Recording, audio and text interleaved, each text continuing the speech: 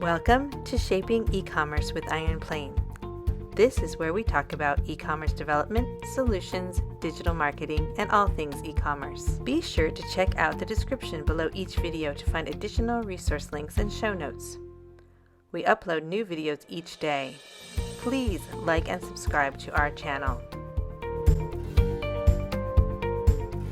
In this episode of our tech series, CEO Robert Giovannini will discuss going mobile and the pros and cons of using a native app versus a progressive web app. Hi, I'm Robert Giovannini, the co-founder and CEO of IronPlane. We're continuing today's series with how to choose a platform. Today, we're going to focus on a slightly different topic, but it's related to all these questions, which is how you handle mobile. We all know that mobile is growing as a very large percentage of how users interact with our e-commerce websites.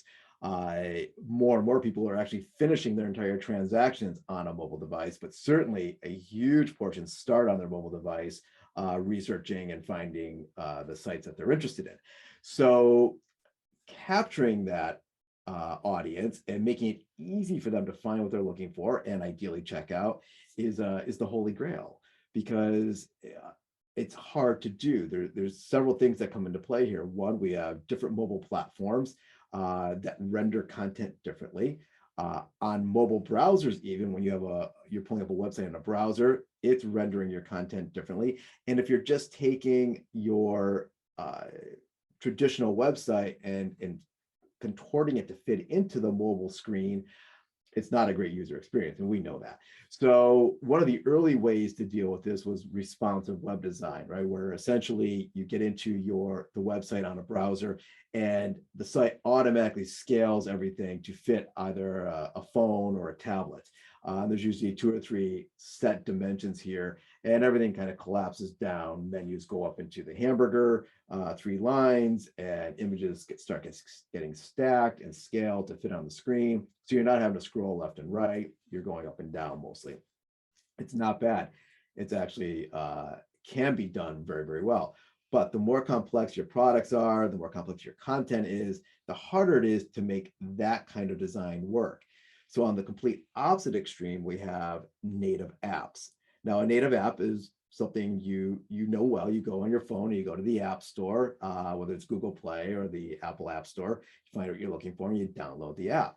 Now, the great news about a native app is that it allows you to leverage a lot of the phone's functionality, like the camera and other features, but it also just plays natively with the phone's interface. So it's a lot easier for you to do things. You're not constrained by a browser and how it has to render content. So here are screenshots, and you can see when you look at the screens here, it's easier on the phone to navigate and leverage the phone's native functionality, including the camera. So this is great. It's fantastic for user experience, but there's 2 things that make it difficult for our clients to put those things into place.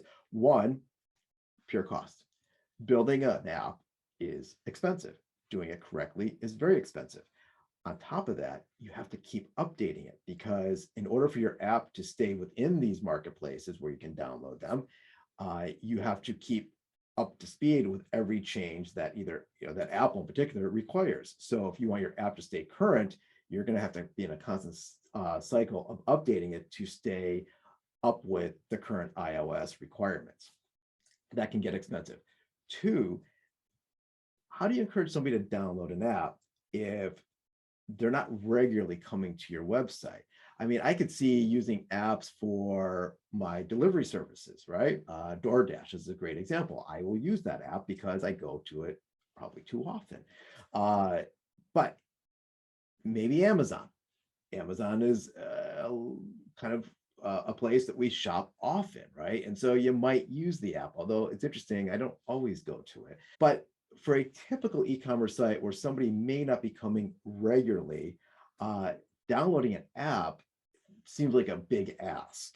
So unless I have some other way I'm interacting with that company on a regular basis, maybe through community building, I'm going there and doing research, who knows, hard to justify getting an app for your standard e-commerce company.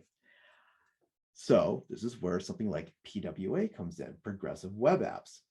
The idea behind PWA is that within the browser now, using PWA technologies, we can create a very native app-like experience for the user. And it scales from phone to tablet, again, up to desktop with this custom front end.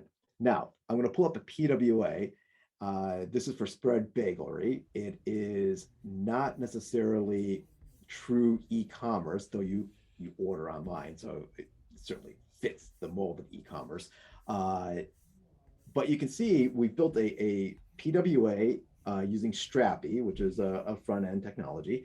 And then it is integrated with Olo, which is an order management system, a restaurant order management system. And if you bring up Spread Bagelry, and the links will be in the show notes below, on your browser, your desktop browser versus your mobile phone, you'll see very clearly how it's shifting and how it renders the results. It's far faster, it's far more efficient, and it does allow us, as we move forward here, to add in more custom functionality than we wouldn't be able to do on just a standard responsive web design. It gets far closer to replicating what you might be able to do with a native application.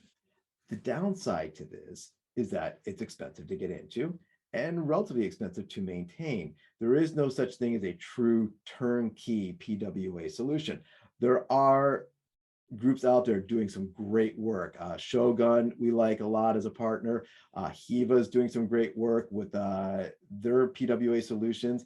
They're fairly turnkey, but as modular and as they are in their building, there's still a lot of customization that has to happen in order to leverage fully the PWA in your standard e-commerce site that's got maybe some customization going on.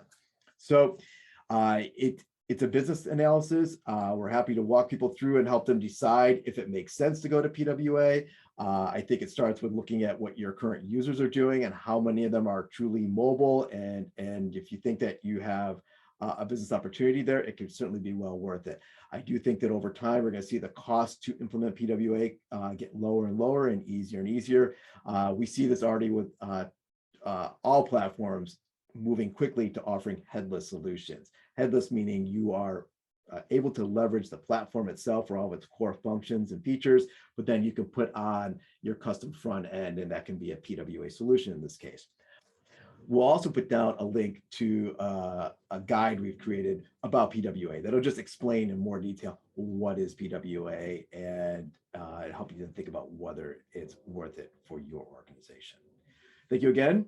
We appreciate you stopping by and listening. And if you have any questions, feel free to let us know. And if you have specific ideas for content you'd like to see us cover, please drop us a line. We're happy to see if we've got an expert on staff that can talk to your particular question and get it up here. For more insights on how to improve your e-commerce website and for a free consultation, visit IronPlane.com. Follow us on social media and like and subscribe below.